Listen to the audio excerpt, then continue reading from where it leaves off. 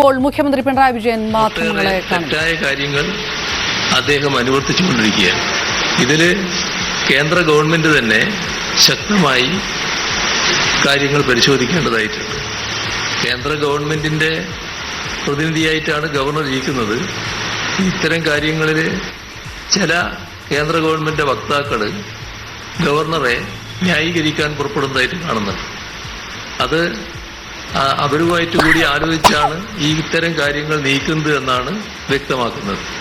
അതല്ല നമ്മുടെ നാട്ടിൽ കേന്ദ്ര സംസ്ഥാന ബന്ധം കൂടുതൽ വഷളാവുക എന്നതല്ല ഉദ്ദേശമെങ്കിൽ ഇത്തരം സമീപനങ്ങൾ തിരുത്തിക്കാനുള്ള ഇടപെടൽ വേണം. ഇത് അങ്ങേയറ്റം പ്രകോപനപരമായ അന്തരീക്ഷം സൃഷ്ടിക്കുകയാണ്. ഒരു ഘട്ടത്തിൽ ഇവിടെ നേരത്തെ ഈ പ്രശ്നങ്ങളുടെ തുടക്കത്തിൽ പറഞ്ഞിരുന്നു കേരളത്തിന്റെ ശാന്തമായ അന്തരീക്ഷം. കേരളം ശാന്താണല്ലോ എല്ലാ അർത്ഥത്തിലും.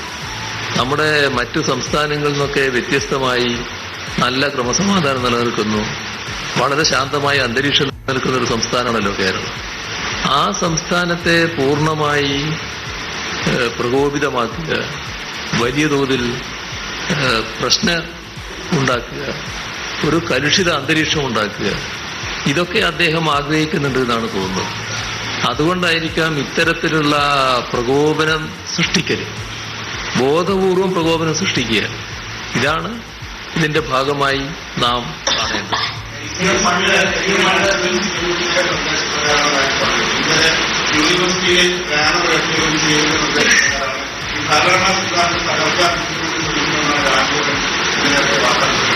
അതാണ് ഞാൻ പറഞ്ഞത്. അതിനെ പറ്റിയാണ് ഞാൻ പറഞ്ഞത്. എന്തും വിളിച്ചു പറയാവുന്ന ഒരു മാനസികാവസ്ഥയിൽ അദ്ദേഹം എത്തിയിരിക്കുകയാണ്. അതിന്റെ ഭാഗമായുള്ള ജൽപ്പനങ്ങളായിട്ട് മാത്രമേ അതിനെ കാണാൻ പറ്റൂ. അങ്ങനെയൊന്നും ഒരു ഗവർണറെ കുറിച്ച് പറയേണ്ടതല്ല സാധാരണ. പക്ഷെ ഇങ്ങനെ എന്തും വിളിച്ചു പറയുന്ന മാനസികാവസ്ഥയിലെത്തിയാൽ എന്ത് ചെയ്യും? എന്ത് തെളിവാണ് അദ്ദേഹത്തിന് അതിന്റെ ഭാഗമായിട്ടുള്ളത്? എന്താണ് അദ്ദേഹത്തിന്റെ ഉദ്ദേശം? അദ്ദേഹത്തിന് വേറെ എന്തോ ഉദ്ദേശങ്ങളുണ്ട്. ആ ഉദ്ദേശം വെച്ച് നാട്ടിലാകെ ഒരു വല്ലാത്ത അന്തരീക്ഷം വന്നിരിക്കുന്നുവെന്ന് ഒരു പ്രതീതി ഉണ്ടാക്കണം. ആ പ്രതീതി സൃഷ്ടിക്കാൻ വേണ്ടി അദ്ദേഹം തന്നെ മുൻകൈയെടുക്കുക, അദ്ദേഹം തന്നെ ഇതിന്റെ ഭാഗമായിട്ടുള്ള പ്രചരണങ്ങൾ നടത്തുകയാണ്. അതാണല്ലോ സംഭവിക്കുന്നത്.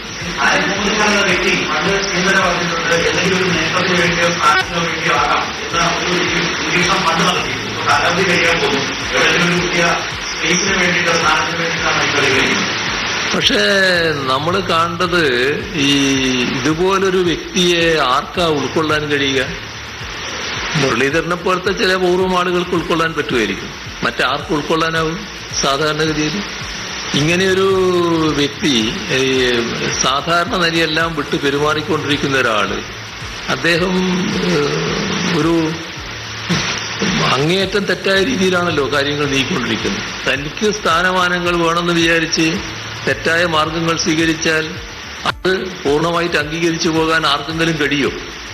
അതിന്റെ ഭാഗമായിട്ട് കൂടുതൽ മോശമായ അന്തരീക്ഷത്തിലേക്കല്ലേ കാര്യങ്ങൾ നീങ്ങുക.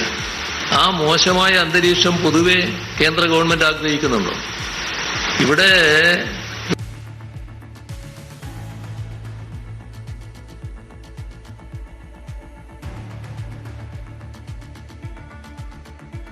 ആരോപണം അദ്ദേഹത്തിനെതിരെ സംസ്ഥാന ഗവൺമെന്റ് ഉന്നയിക്കേണ്ടതായിട്ട് വരും. ആ നിലയിലാണ് കാര്യങ്ങൾ നടക്കുന്നത്.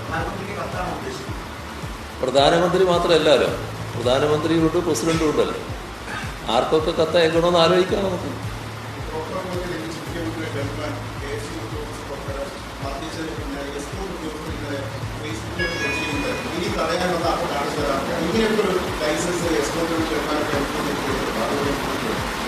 ഇതിപ്പോ വ്യക്തിപരമായ അഭിപ്രായങ്ങൾ പറയാൻ ഓരോരുത്തർക്കും അവകാശമുള്ളതാണ്. അവരെന്ത് പറയുന്നു എന്നുള്ളത് പിന്നീട് പരിശോധിക്കേണ്ട കാര്യമാണ്. എന്താണെന്ന് നോക്കാതെ അതിന് പരിശോധിക്കേണ്ട കാര്യമാണ്. ഇവിടെ കാണേണ്ടത് എൻ്റെ ഗവൺമെന്റ് ആളെ ആക്രമിച്ചു എന്ന് പറയുന്ന സംഭവം അങ്ങനെ ഉണ്ടായിട്ടില്ല. ഞാൻ കണ്ട കാര്യം ഞാൻ പറഞ്ഞിട്ടുണ്ട്. എൻ്റെ ബസ്, ഞങ്ങൾ സഞ്ചരിക്കുന്ന ബസ്സിൻ്റെ മുന്നിലേക്ക് ചാടി വന്നവരെ അവിടെയുള്ള യൂണിഫോം ഇട്ട പോലീസുകാർ തടയുന്നുണ്ടായിരുന്നു. അവരാണ് അവരെ തള്ളി മാറ്റുന്നതായിട്ട് കണ്ടത്. അവർ തള്ളി മാറ്റി തന്നെയായിരുന്നു. അത് ഗവൺമെന്റ് എൻ്റെ കൺമുന്നിൽ കണ്ടതല്ലേ ഞാൻ പറയാം. എൻ്റെ കൺമുന്നിൽ കണ്ട കാര്യമാണ് ഞാൻ പറയുന്നത്. എൻ്റെ കൺമുന്നിൽ കണ്ടത് ഇതാണ്. അതെ, ദൃശ്യമാധ്യമൊന്നും ഞാൻ കണ്ടിട്ടില്ല. ദൃശ്യമാധ്യമം ഞാൻ കണ്ടിട്ടില്ല. അതെ, ദൃശ്യമാധ്യമത്തിൽ വന്നത് ഞാൻ കണ്ടിട്ടില്ല. ഓ അല്ല, ഞാൻ കണ്ടിട്ടില്ല. ഓ ശരി ശരി. യാത്ര ആരംഭിച്ച തുടക്കം മുതൽ അന്വേഷണം മുതൽ വളരെ പ്രധാനപ്പെട്ട ചില കാര്യങ്ങൾ ജനങ്ങളോട് വിശദീകരിക്കുന്നു. ഇപ്പോൾ കേരളത്തിലെ പ്രതിപക്ഷമായാലും ഗവർണറായാലും ഇപ്പോൾ സംസാരിച്ച കേന്ദ്ര സർക്കാരായാലും ഒക്കെ സംസ്ഥാന സർക്കാർ ജനങ്ങളോട് വിശദീകരിച്ചുകൊണ്ടിരിക്കുന്ന കാര്യങ്ങൾ കൂടുതൽ ഗൗരവമുള്ളതാണ്, വസ്തുതയുള്ളതാണ് എന്ന് ജനങ്ങൾക്ക് തോന്നിയിട്ടുള്ള ഈ സാഹചര്യത്തിലേക്ക് അവർ തന്നെ ഈ യാത്രയെ കൂടുതൽ നിർദ്ദേശിച്ചു. അവർ തന്നെ പ്രതിപക്ഷത്തിന്റെ സമീപനം, ഗവർണറുടെ നീക്കങ്ങൾ ഒക്കെ മുഖ്യമന്ത്രി ജനങ്ങളോട് പറഞ്ഞുകൊണ്ടിരിക്കുന്ന കാര്യങ്ങൾ അതീവ ഗൗരവമുള്ളതാണ് എന്ന് ജനങ്ങൾക്ക് കൂടുതൽ ബോധ്യപ്പെടാൻ. ഇത് ജനങ്ങളുടെ ഗുണം എന്താന്ന് പറഞ്ഞാൽ എല്ലാ കാര്യങ്ങളും നല്ല വിവേചന ബുദ്ധിയോടെ മനസ്സിലാക്കുന്നവരാണ് എന്താണ്, അത് നല്ല രീതിയിൽ ഉൾക്കൊള്ളുകയാണ് ജനങ്ങൾ. ഇപ്പോൾ ഞങ്ങൾ നവകേരള സദസ്സുമായി ബന്ധപ്പെട്ട കാര്യങ്ങൾ വിശദീകരിക്കാനാണല്ലോ ഉദ്ദേശിച്ചത്. ആ ഉദ്ദേശിച്ച കാര്യങ്ങൾ നേരത്തെ തന്നെ ഉൾക്കൊള്ളുന്ന ജനങ്ങളാണ് നമ്മുടെ നാട്ടിൽ. അതിൻ്റെ ഭാഗമായിട്ടാണ് നവകേരള സദസ്സിൽ വലിയ തോതിലുള്ള ജനപങ്കാളിത്തം തന്നെ ഉണ്ടാകുന്നത്. അത് ഏതെങ്കിലും ഒരു പ്രത്യേക അഭിപ്രായക്കാരല്ല, എല്ലാ അഭിപ്രായക്കാരും ഈ നവകേരള സദസ്സിന് എത്തിച്ചേരുകയാണ്. ഇവിടെ ഞങ്ങൾ പറഞ്ഞ കാര്യം അത് കൂടുതൽ അന്വർത്ഥമാക്കും വിധമാണ് പിന്നീടുണ്ടായിട്ടുള്ള സംഭവങ്ങൾ. ഇവിടെ ഒരു കാര്യം നമ്മൾ കാണേണ്ടത് ഗവർണറുടെ പ്രശ്നം മാത്രമല്ല, ഈ നവകേരള സദസ്സുമായിട്ട് ബന്ധപ്പെട്ട് വരുന്ന ഏറ്റവും പ്രധാന പ്രശ്നം കേന്ദ്ര ഗവൺമെൻറ് നമ്മളെ അവഗണിക്കുന്നു എന്നുള്ളതാണ്. ആ കേന്ദ്ര ഗവൺമെൻറ് അവഗണിക്കുന്നതിനെതിരെ നാട് ഒന്നിച്ച് നിൽക്കണം. ഇതിനാണ് ഞങ്ങൾ പ്രതിപക്ഷത്തോട് ഒരു പ്രത്യേക അഭ്യർത്ഥന നടത്തിയത്. നവകേരള സദസ്സ് അവർ ബഹിഷ്കരിച്ചു. പക്ഷേ നമ്മുടെ ഫെഡറൽ തത്വങ്ങൾ ആകെ ലംഘിക്കുമാർ കേന്ദ്ര ഗവൺമെൻറ് നടപടി സ്വീകരിക്കുന്നു. അതിൽ ഈ കഴിഞ്ഞ 7 വർഷത്തെ നമ്മുടെ അനുഭവം 1,07,500 കോടിയിൽ പരം രൂപയുടെ നമ്മുടെ കയ്യിൽ കിട്ടേണ്ട സംഖ്യയിൽ കുറവ് വന്നിരിക്കുന്നു.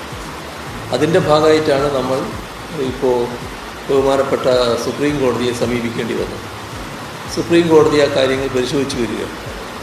ആ ഘട്ടത്തിൽ രാജ്യത്തിൻ്റെ ഫെഡറൽ ഘടന നിലനിർത്തുക എന്നത് ഏറ്റവും പ്രധാനമാണ്.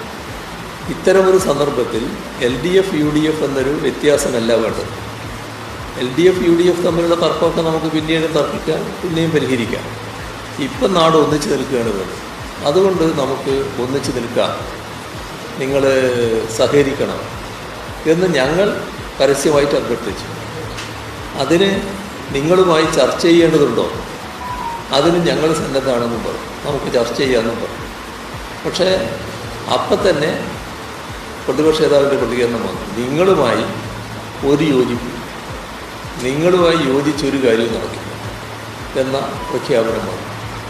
അപ്പോൾ നേരത്തെ ഉള്ളതിനേക്കാളും കഠിനമായ നിലയാണ് ഇവിടെ കോൺഗ്രസ് സ്വീകരിക്കുന്നത്. പ്രതിപക്ഷ നേതാവ് കോൺഗ്രസ്സിന് വേണ്ടിയാണ് ആ പ്രഖ്യാപനം നടത്തുന്നത്. അതിൻ്റെ ഭാഗമായി അത്തരമൊരു നിലപാട് ഇപ്പോൾ ഉയർന്നു വന്നിരിക്കുന്നു. നമ്മുടെ നാടിനോട് പൊതുവായ എതിർപ്പ് BJPക്കുണ്ട്. BJPക്ക് ആ എതിർപ്പിന് ഇടയാക്കിയിട്ടുള്ളത് രാജ്യത്തെ